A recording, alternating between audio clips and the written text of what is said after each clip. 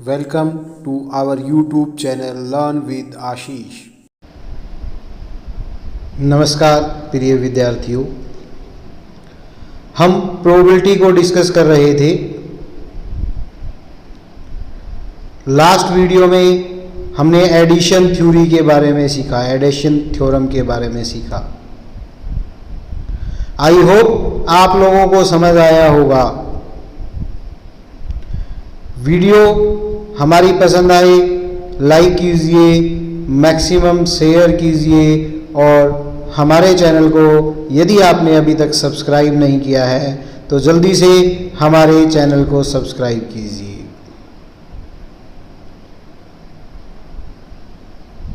इस वीडियो में हम कॉम्प्लीमेंट्री प्रोबेबिलिटी और कई बार क्वेश्चन में odds in favour of and against of any event given हो तो कैसे हम प्रोबेबिलिटी फाइंड आउट करेंगे उसके बारे में लर्न करेंगे। वीडियो को अंत तक आप देखिए तो आपको प्रॉपरली समझ आ जाएगा कि कैसे हमें इनसे रिलेटेड प्रॉब्लम्स को सॉल्व करना है। तो देखते हैं कैसे हम इन प्रॉब्लम्स के बारे में लर्न करते हैं और देखते हैं कैसे हम इनकी प्रैक्टिकल प्रॉब्लम्स को सॉल्व करेंगे। कई बार क्वेश्चन में क्या होता है, ओड्स इन फेवर और अगेंस्ट दिए रहते हैं। In some problem of probability the possibility in favor of and against an event is expressed in term of odds. Odds की term में express होती है। For example, it is said that the odds in favor of event A is 5:1. It means that out of 6 exhaustive cases, 5 are favorable and 1 is unfavorable. Probability of happening of event A is 5/6 and probability of not happening of event is 1/6. If it is said that odds against event A are 8:3, it means that out of total 11 exhaustive cases, 8 are unfavorable and 3 are favorable. The probability of happening of an event A is 3/11 and probability of not happening of an event is 8/11. तो हमें question में क्या देखना है, odds against में दिए हैं या फेवर में। जो रेशियो दी है, अगर फेवर में दिया है तो पहले वाला फेवर में है, अगर अगेंस्ट में दिया है तो पहले वाले केसेस फेवर में है, अगेंस्ट में दिया है तो अगेंस्ट में है। जैसे इसमें ओड्स अगेंस्ट इवेंट ए 8:3 दिया था तो टोटल इवेंट हो गए 8 + 3 11, 8 उसके अगेंस्ट में है, 3 उसके फेवर में है। और पहले वाले में दिया था odds in favour of event A 5:3, total थे 5 + 3 और 5 थे उसकी फेवर में और 3 थे उसके अगेंस्ट में, उसके अनफेवर में। तो इस प्रकार से हमें देखना है कि फेवर में दिए हैं या अगेंस्ट में दिए हैं, वो आपको स्टेटमेंट को ध्यान से पढ़ना है। कुछ एग्जांपल देखते हैं, बेटर क्लियर होगा। Among 3 events A, B, C, only 1 event can take place. केवल एक समय पर एक ही इवेंट हो सकता है। ओड्स अगेंस्ट A are 3:2, ए के अगेंस्ट में 3:2 है, दैट मीन्स टोटल तो 5 है केसेस, 3 ए के अगेंस्ट में है और 2 ए के फेवर में है। अगेंस्ट बी आर 4:3, तो यहां पर टोटल 7 है बी के और 4 उसके अगेंस्ट में है, 3 उसकी फेवर में है। Find the odds against C event सी, सी इवेंट के अगेंस्ट में कितने हैं ओड्स वो हमें निकालने हैं। तो देखते हैं कैसे करेंगे। ओड्स अगेंस्ट ए दे रखे 3:2, तो probability of happening event A that is हमने उसको डिनोट किया पी ए से, वो हो गई 2/5। दूसरा दिया है ओड्स अगेंस्ट बी 4:3, तो probability of happening of event B उसको हमने पी बी से डिनोट किया है, वो हो गई 3/7। Event are not mutually exclusive, क्योंकि कहा है या तो ए होगा या बी होगा या सी होगा, तीनों एक साथ नहीं हो सकते, तो म्यूचुअली एक्सक्लूसिव है। देयरफॉर पी ए और पी बी और P C that is probability of happening A plus probability of B plus probability of C is equal to 1, क्योंकि तीनों में से कोई ना कोई इवेंट तो होना है, तो तीनों की प्रोबेबिलिटी टोटल 1 होगी। अब हमारे पास 1 इज इक्वल टू ए की प्रोबेबिलिटी दे रखी है 2/5, बी की दे रखी है 3/7, सी की हमें निकालनी है। इस इक्वेशन को सोल्व करेंगे तो P C probability of happening event C, या कह सकते हैं probability in favour of event C आ जाएगी हमारी 6/35। दैट मीन्स टोटल इवेंट 35 है, 6 सी के फेवर में है, 35 - 6 29 उसके अगेंस्ट में है। अब हमें क्वेश्चन में देखना है पूछा क्या है, क्वेश्चन में पूछा ओड्स अगेंस्ट, तो हम 29:6 लिखेंगे जैसा कि हमने लिखा है आंसर में। अगर उसने पूछा होता ओड्स इन फेवर ऑफ सी, फिर हम इसको लिखते 6:29। तो एक तो आपको ध्यान रखना है अगेंस्ट या फेवर में दिया है तो पहले वाली संख्या जो आपको दी है वो होगी, दूसरा उससे जो पूछा है उसको भी उसी के अनुसार लिखना है, जो पूछा है उसको पहले और दूसरे को रेशो के दूसरे भाग में लिखना है, ये आप ध्यान रखें। फिर है कॉम्प्लीमेंट्री रूल, कैसे हम उसका यूज करते हैं। Complementary rule of probability state that sum of probability of an event A and its component complement not A must be equal, या तो A घटेगा या A नहीं घटेगा, A के अकरेंस की और नॉन अकरेंस की दोनों की प्रोबेबिलिटी दोनों को जोड़ दे तो एक होती है, या तो वो घटेगा या नहीं घटेगा, तो दोनों एक दूसरे के कॉम्प्लीमेंट्री हैं, तो दोनों को जोड़ देंगे तो उनकी टोटल प्रोबेबिलिटी 1 होती है। तो इसको हम सिंबॉलिकली लिख सकते हैं PA that is probability of happening event A, और PA dash that is probability of not happening event A is equal to, दोनों को जोड़ देंगे तो 1 के इक्वल टू होगी। अब हमें PA डैश निकालना है तो PA डैश होगा हमारा 1 माइनस PA, और PA निकालना है तो वो होगा हमारा 1 minus PA dash.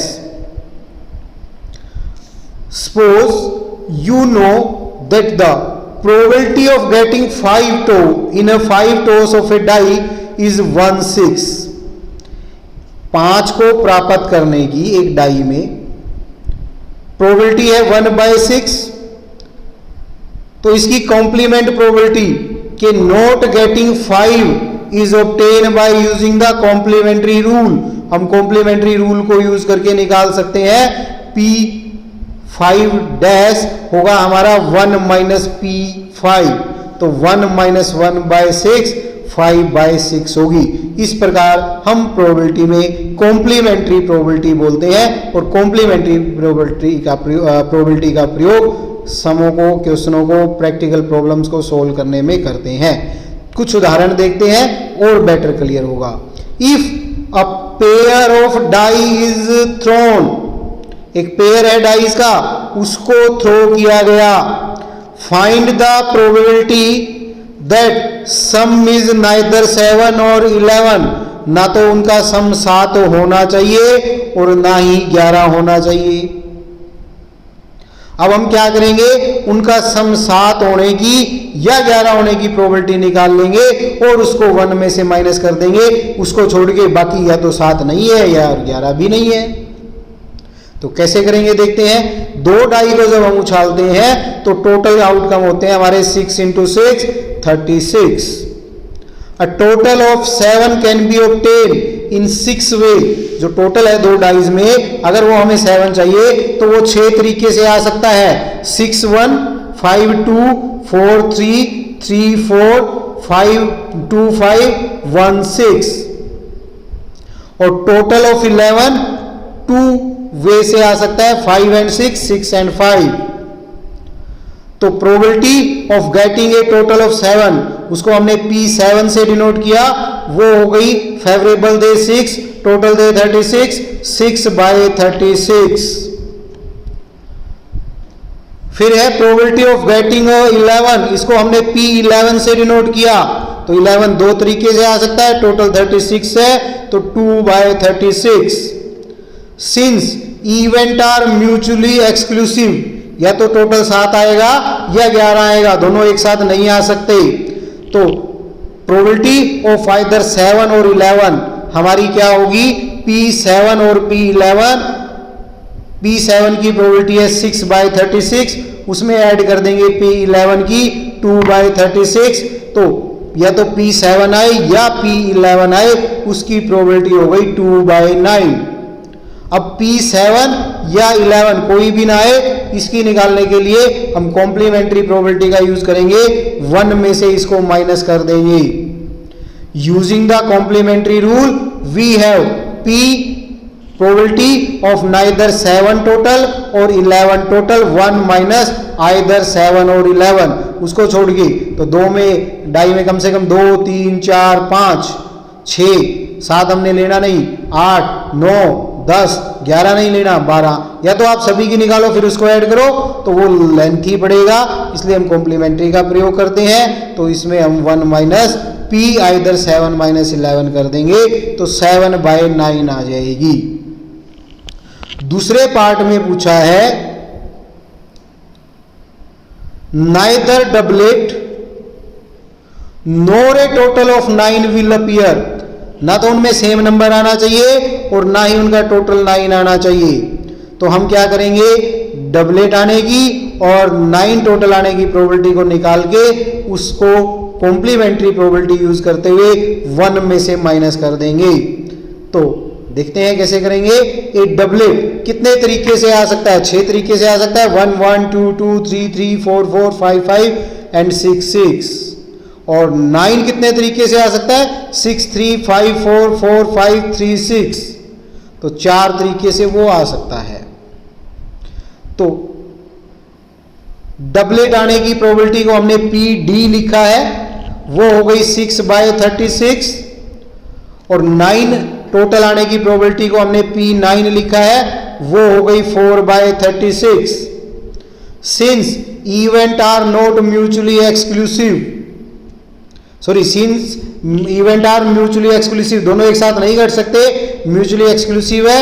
The probability of getting a doublet और ए टोटल ऑफ 9 कैसे हम एक्सप्रेस करेंगे, P आइदर ए डबलेट और total of 9, that is PD plus P9, दोनों को जोड़ देंगे, 6/36 प्लस 4/36, 10/36 सोल्व करेंगे तो 5/18 आ गया। अब कॉम्प्लीमेंट्री रूल को यूज करते हुए नाइदर डबलेट आए ना ही 9 टोटल आए, 1 minus probability of either doublet और 9 टोटल को हम माइनस कर देंगे, तो ये हो जाएगी 1 माइनस 5/18। तो प्रोबेबिलिटी आ जाएगी ना ही वो डबलेट आए और ना ही उसका टोटल 9 आए, 13/18। नेक्स्ट है an investment consultant predict that odds against the price of a certain stock will go up during the next week are 2:1, कि उसके प्राइस बढ़ जाएंगे, उसके अगेंस्ट में ओड्स है 2:1। ओड्स इन फेवर ऑफ, एक अगेंस्ट में दे दिया, दूसरा फेवर में दिया, ये भी आपको क्वेश्चन में ध्यान रखना है। Odds in favour of the price remaining the same are 1:3, तो सेम रहने की फेवरेबल है 1 और उसमें गोन अप की अगेंस्ट की है, अनफेवर की है 2, टोटल 3 में से, और इसमें टोटल 4 है, 4 में से उसके फेवर में है 1. What is the probability that price of stock will go down during the next week? तो प्राइस उसके गो डाउन हो जाए, कम हो जाए, इसकी क्या संभावना होगी? तो या तो प्राइस ऊपर ना जाए और सेम ना रहे, उसको छोड़ दो, उसके अलावा उसके प्राइस गो डाउन जाएंगी. तो हम कॉम्प्लीमेंट्री प्रोबेबिलिटी का भी यहां यूज करेंगे. तो let A denote the event that stock price will go up and B the event that stock price will remain the same. A तो डिनोट किया कि स्टॉक के प्राइस बढ़ेंगे, और बी को डिनोट किया कि स्टॉक के प्राइस में कोई चेंज नहीं आएगा.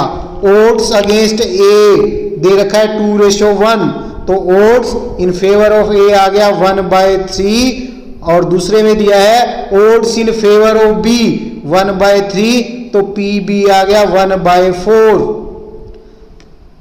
Therefore P the stock price will either go up और रिमेन सेम, या तो वो बढ़ेंगे या सेम रहेंगे. उसकी प्रोबेबिलिटी हो गई P A plus P B, दोनों को जोड़ देंगे 1/3 प्लस 1/4, तो ये आ जाएगा 7/12.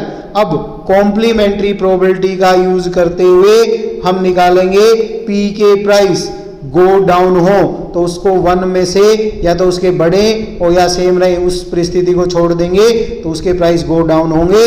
तो हम 1 में से पी ए प्लस बी को माइनस कर देंगे, तो 1 माइनस 7/12 ये आ जाएगा 5/12.